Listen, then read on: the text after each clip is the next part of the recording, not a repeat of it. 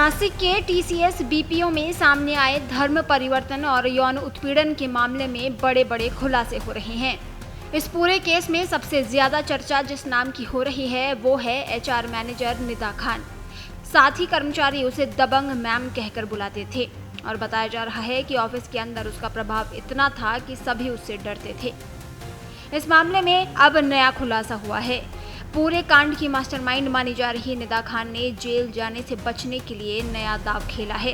पहले कहा गया कि निदा खान कंपनी की एचआर हैं, मगर परिवार का दावा है कि वो कंपनी की एचआर हेड नहीं है, वो कंपनी में एक टेली कॉलर थी। उसके परिवार वालों का कहना है कि निदा खान प्रेग्नेंट है और मुंबई में है। आरोपी निदा खान अभी टीसीएस के नासिक यूनिट में कथित धर्मांतरण मामले में फरार चल रही है। सूत्रों का कहना है कि उसने अग्रिम जमानत के लिए स्थानीय अदालत में अर्जी दाखिल करती है। सूत्रों के मुताबिक निदा खान अपनी गर्भावस्था को मुख्य आधार बनाकर अग्रिम जमानत की मांग करेगी।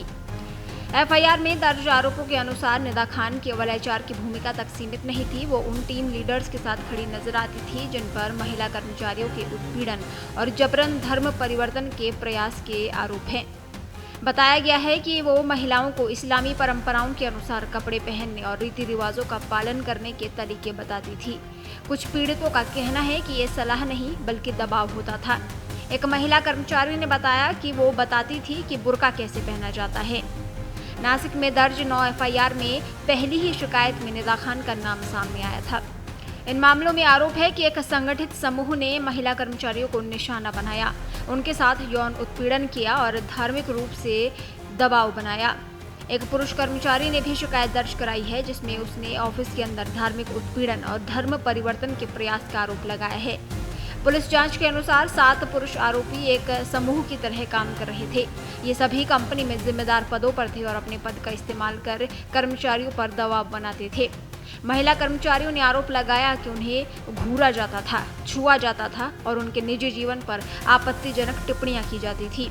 विरोध करने पर उन्हें और ज्यादा परेशान किया जाता था। इस पूरे मामले में एचआर की भूमिका भी सवालों के घेरे में है। पुलिस आयुक्त संदीप के मुताबिक एक महिला अधिकारी ने पीड़िता को शिकायत दर्ज करने से मना भी किया और कहा कि ऐसी बातें होती रहती हैं।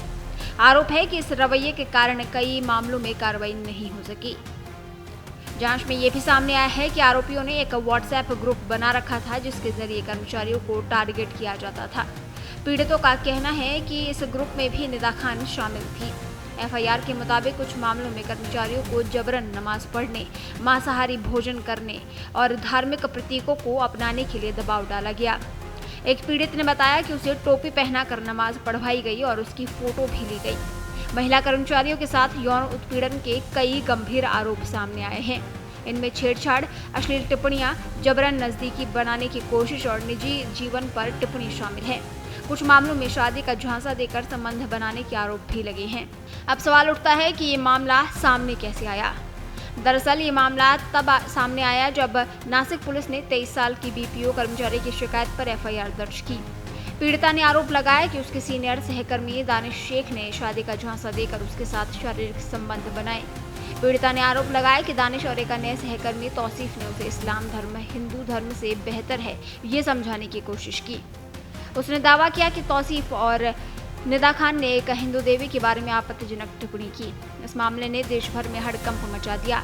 शिकायतों में आरोप लगाया गया कि आरोपी एक गैंग की तरह काम करते थे और 18 से 25 साल की महिला कर्मचारियों को निशाना बनाते थे। अब तक इस मामले में 8 लोगों दानिश शेख, तौसीफ अत्तर, रजा मेमन, शाहरुख कुरैशी, शफी शेख, आसिफ आफ्ताब अंसार, शाहरुख शेख और एक महिला को गिरफ्तार किया जा चुका है। देश दुनिया की ताज़ा खबरें और वीडियोस के लिए अभी डाउनलोड करें पत्रिका ऐप।